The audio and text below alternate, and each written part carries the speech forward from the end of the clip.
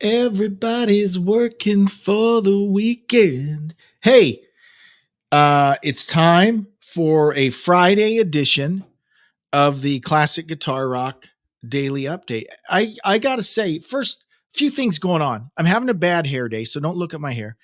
Secondly, my mighty Gonzaga Bulldogs in the Sweet 16 in the NCAA tournament, they're playing against Purdue. I'm worried. I am worried. Purdue's really good. I'm worried. My Gonzaga Bulldogs are awesome. I think they can win. It won't be easy. I'm going to go to it. There's a theater here locally that you can go see the Gonzaga games at. So they don't charge you to watch the game, but they charge you like, $20 for a popcorn. So that's what I'll have going on about 4:30 p.m. my time. I'll be going to the theater with my boys and we'll be watching the Gonzaga Bulldogs. So go Zags. All right. Hey, I want to give a quick shout out to our new sponsor, Stub Forge. Guys, this is like a perfect sponsor for the Classic Guitar Rock podcast. Seriously, we talk so much about folks that collect albums, they collect concert memorabilia, t-shirts. Remember concert tickets? Concert tickets. How many of you still have a bunch of concert tickets from the 70s and 80s? All the shows you attended. Stub Forge is for you. Stubforge.com, made for folks like us who collect ticket stubs. You can't get them anymore because now they just send you an email when you buy a ticket, right? It's all electronic. Well, Stub Forge can actually make legit physical versions of those concert tickets. They use the same paper that like Ticketmaster uses. They use the same printers that those companies would use to make concert tickets. So you go to their website, stubforge.com. There's an interactive designer, so you can design the ticket. So you can do it with real concert tickets. But this is the thing I think is so awesome. What a great idea. If you're having a party, you're having an event, you're inviting people to whatever it is, retirement party, birthday party, wedding, whatever, you make concert tickets for it. I guarantee you those folks will hang on to those forever and they will think this is the best thing ever. Go to their website, check it out. Obviously, volume discounts, the more you order, the cheaper each ticket is. And that's a really reasonable price to begin with, but it gets even more reasonable per ticket the more you order. It's just a perfect, fun thing for folks like us that are into concert tickets and collecting that type of stuff. Check them out today, stubforge.com. We've already got people chiming in here. Greg F says, we still have a record store here a few towns away. They sell CDs, tapes, albums since the 80s.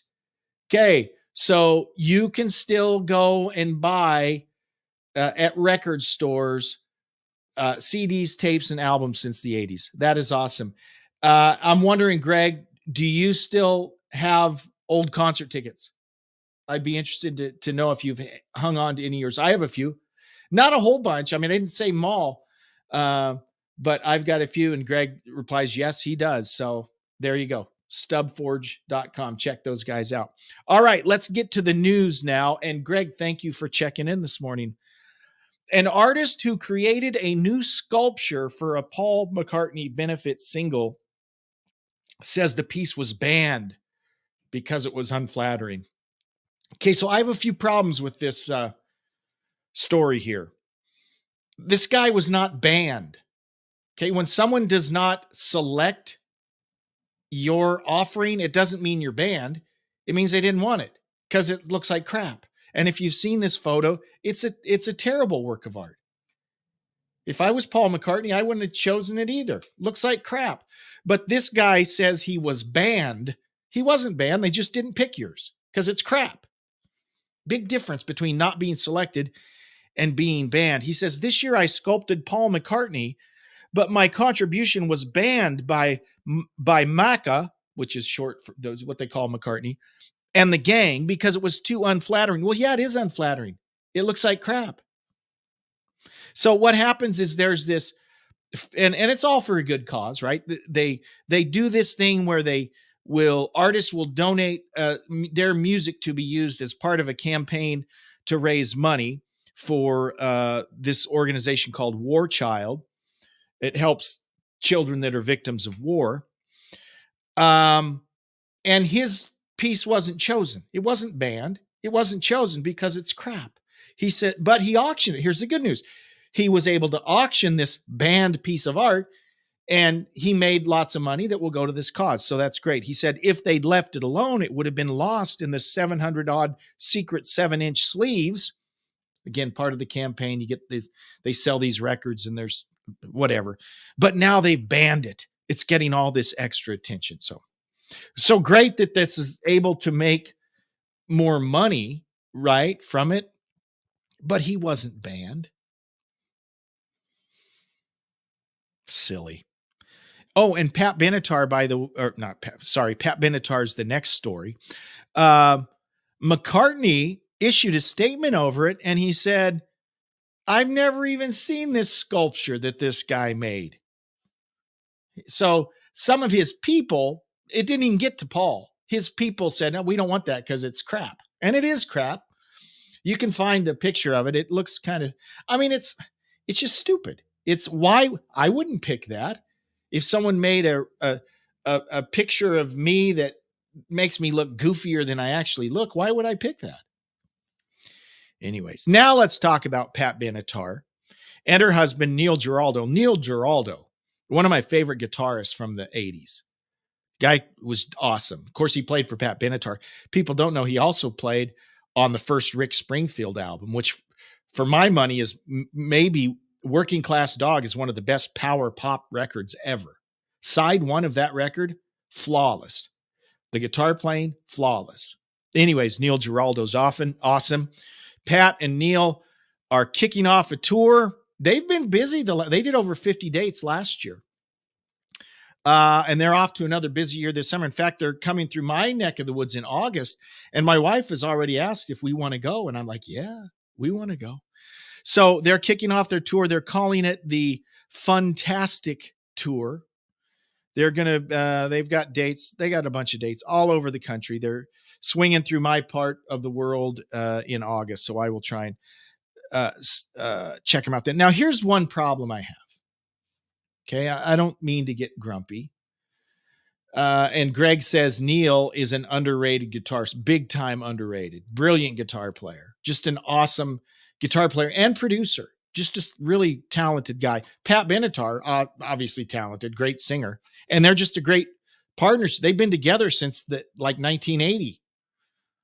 So that's awesome. 1979, probably. So still married, great. And that's awesome. Here's my only beef with Pat Benatar. Here a couple years ago, they said, we're not going to play Hit Me With Your Best Shot anymore. Because they don't want to offend anyone. If someone gets offended by the song Hit Me With Your Best Shot, they're too stupid to go to a concert. Okay. So it kind of disappointed me because I love that song. When I go see Pat, it's one of my favorite Pat Benatar songs. I want to hear Hit Me With Your Best Shot. I do not feel threatened by Hit Me With Your Best Shot. And anyone that is an idiot. Don't cater to idiots. That's all I'm going to say. If someone has a problem with Hit Me With Your Best Shot, they can stay home. They can plug their ears. Makes me mad. Doc McGhee. Okay, so Doc McGhee is a manager. Okay, most famously, he worked with Kiss, right? But he also worked with, in the 80s, Bon Jovi, Motley Crue, Skid Row, Scorpions. Well, back in 1982, he was busted.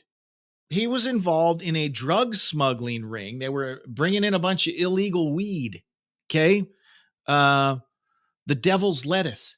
He was involved with this, right? He was facing up to 30 years in prison, but somehow he was able to avoid jail time. Speaking of jail time, My friend Will Hines, who is a law enforcement professional, he's chiming in. He says, hey, Jeremy. Hi, Will. Again, a law enforcement professional. There's no way I'm going to let Will talk on this podcast. No, he has incriminating evidence. He's welcome to come in and say hello, but he knows he's not allowed to talk about me on this podcast. But I'm glad he's here because I'm talking about legal issues and he could help if I would let him chime in. So Doc McGhee facing jail time, up to 30 years in prison. How did he avoid it? Well, according to John Bon Jovi, in a conversation to Conan O'Brien, this is what happened.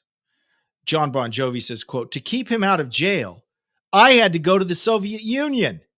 Somehow his plea bargain was to take the young, cute kid, I guess he's referring to himself there, and throw him to the wolves and the judge. And then he says, and I've got an idea. We'll go to the Soviet Union and promote peace and harmony. And please, Your Honor, don't put me in prison. So that's what John Bon Jovi says is the reason that he didn't do jail time. Well, Doc McGhee, who I have to be honest, I don't know the man, but he seems like kind of a shady dude. I mean, I'm just throwing that out there. Just, he said, who are you going to trust more, John Bon Jovi or Doc McGhee? I got to say, I kind of trust John Bon Jovi more. I could be wrong.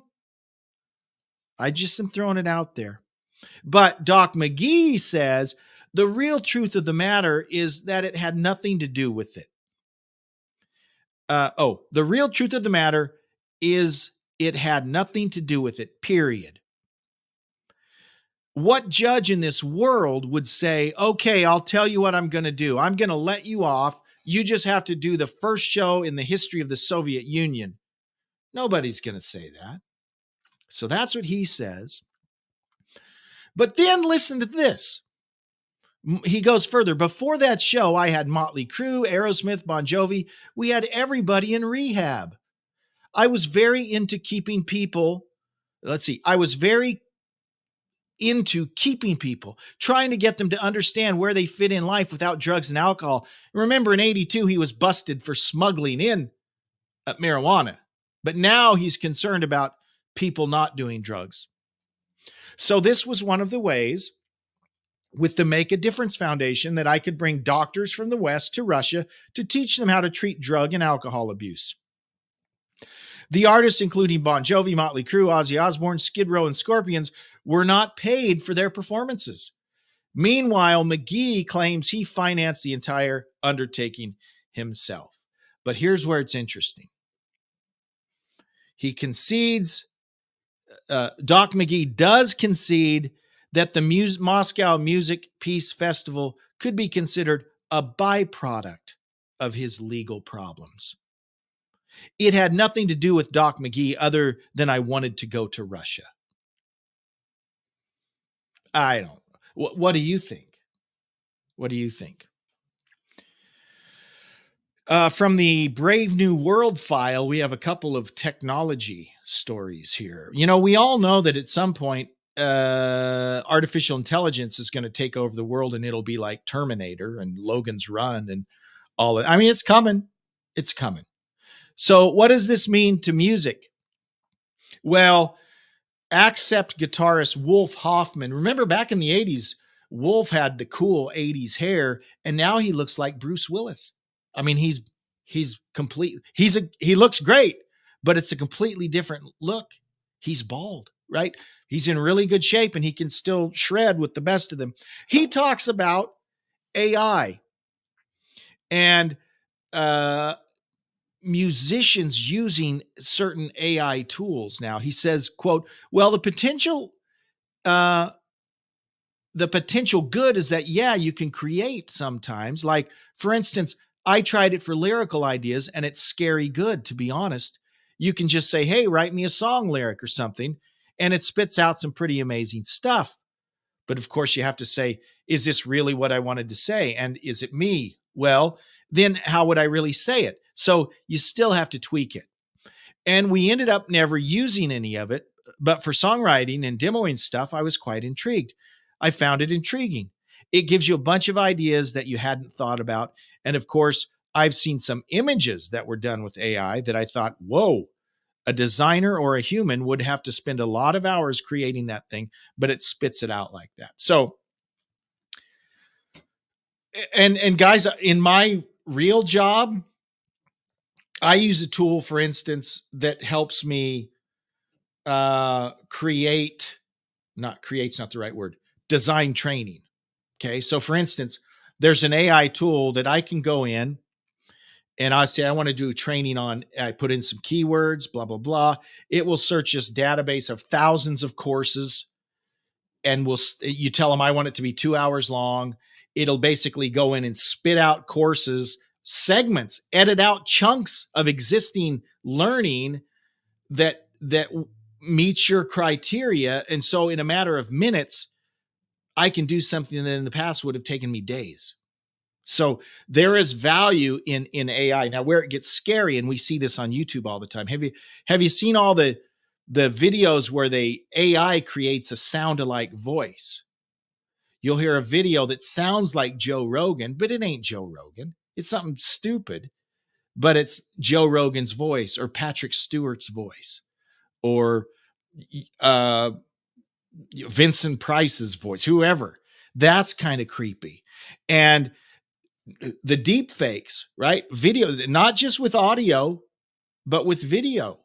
That's the thing we got to be aware of with AI. There's some cool things. AI, don't get me wrong. There's obviously upside, but there's some scary things as well. It will be interesting, not just in music, but just in general, how AI will play into things. Marlon says, hey, Jeremy. Hey, Greg. He's checking in. Thank you so much. Another technology thing. Marlon, thank you for saying hi this morning. Another technology thing, this time from Billy Sheehan, the great Billy Sheehan, one of the great bass players. This is a little different. We've been talking about streaming music. You know, for years, the knock against streaming has been artists don't make any money. But, you know, the platforms don't really make much money either. Okay? The platforms don't really make much money. So here's what it boils down to, guys. It's us. It's us, the consumers. And I'm not saying we're bad. I'm just saying that the market has established what we're willing to pay to stream music. And by the way, these artists that aren't making any money, well, they need to go right back to their record companies, because it's the record companies that make these deals with the streaming platforms. So, and this is just the way it is, guys. They can decide to not put their music on the streaming platforms. How'd that work for Neil Young and Joni Mitchell? Right? Well, they're back. Why? Because even though they were making a pittance on the streaming platforms, they were making something. They came back for a reason, right? It all comes down to the market. We, the consumers, have established here's what we're willing to pay to stream this music. If the record companies don't want to stream it, they don't have to. But of course they do, because they would rather make a little money than no money. I don't know what the answer is, guys. I don't know. Here's what Billy Sheehan says about it, about this whole access over ownership. You know, it's streaming, basically. He says, well, it's just different. As you get older, a next generation comes along and does things different. And all the old people complain that that's not how we did it. And this is a lot of it, right? These artists that were around in the 70s, well, it's different. We used to make all this money and we'd get a big advance. Well, you don't anymore. You don't. Those days are gone. Okay, there used to be companies that manufactured buggy whips. All the complaining in the world will not bring back horse and buggies. Okay? Markets change. But what's kind of standard, okay, blah, blah, blah. This quote talks about old people complaining. That's not the way we did it, but that's kind of standard. But things evolve and change. And there'll come a time when people will look back and say, remember when people used to just download one song? That was ridiculous. How stupid. It'll always change generation to generation. So I'm not opposed to it. I think he's talking about streaming as long as they're listening. I think it's good. And music is available everywhere now. I mean, on my phone, I can access anything. Some oddball, obscure bootleg track by Jimi Hendrix, I found it. I got it. I found it on YouTube. You can find it anywhere, so it balances out. It is what it is.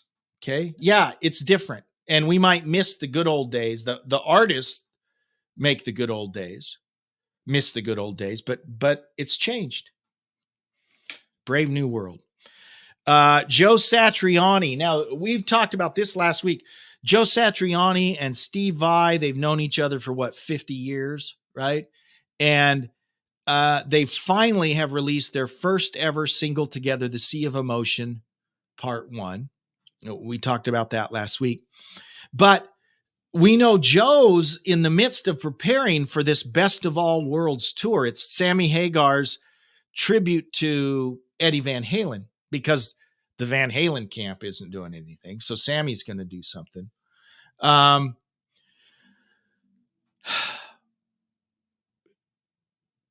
Where was I at? Oh, Joe is talking about how tough it is to learn these Eddie Van Halen songs. He says, my task right now is trying to unravel the mystery of Eddie Van Halen's strange guitar playing. I spent decades avoiding how to learn his stuff so I wouldn't copy it. And now all of a sudden, I'm doing a crash course on the idiosyncrasies and the genius of his guitar work. I know these songs, but I've never actually played them. It's a task. He continues, I was so happy when Sammy said he wanted to do The Seventh Seal, which I thought is such a great progressive Eddie Van Halen song, so different from Ain't Talking About Love and Panama. Although when you play Panama live with the band, it's pretty exciting, end quote. So Joe's getting ready to do this tour. He's a perfectionist, right? He'll go in, Sammy does his solo, his guitar player, Vic Johnson, they do lots of Van Halen tunes. Vic is a phenomenal guitar player, but Vic is not he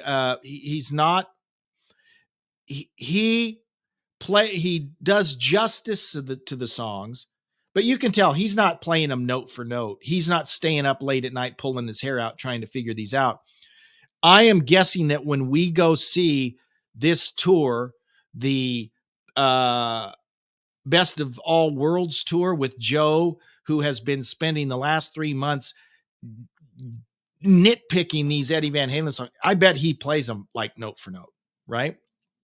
It'll be interesting to see. Greg says UFO ridiculously underrated. I got into them after the Wild to Willing and the Innocent release. Yes. Did we talk about UFO? We talk about UFO a lot here, to be honest. So I love UFO, and I agree that they're one of the most underrated bands ever. Absolutely. I do have one email that I want to share here. It says, Dear Classic Guitar Rock Gang, on your recommendation, I've been cranking up the new Saxon album. Wow, I love it. Thanks for turning me on to it. And thanks for the daily update. I listen to it every day on my way home from work. Steve Daly. Steve, thank you so much. Thank you so much. Saxon, Hellfire and Damnation, the latest album. I love that. There is not a weak track on it. And I've been shouting it out since that album came out. It's just a great album. If you haven't heard that latest from Saxon, you got to go check it out. There are two phenomenal, the Saxon album and the new Judas Priest are both just, they're excellent. They're excellent albums. The shame is we don't hear about them because they don't get played anywhere. I mean, there aren't really radio stations. There might be a few that play them, but you got to seek this stuff out. But that's definitely one worth seeking out, that new Saxon album. And thank you so much for the email. Any of you can email me. I would love to hear from you, classicguitarrock@mail.com. One final word. Marlon and Greg are having this exchange in the on the sidelines here. Marlon says, Greg, the Schenker UFO is the best, 73 to 79 and 93 to 2002. And Marlon, to your point, those 93 to 2002, like Walk on Water and Sharks and Covenant, those are really good albums that a lot of people don't even know they exist, where Schenker came back and joined the band. Those are excellent albums. It's awesome. So guys, thank you so much for checking in today. Thank you all for listening. Again, you can email me, classicguitarrock@mail.com. And I want you all to have a great Easter. If you celebrate Easter, have a wonderful Easter celebration. And we'll do this all again on Monday on the Classic Guitar Rock Daily Update. Bye-bye. Take care. Live long and prosper.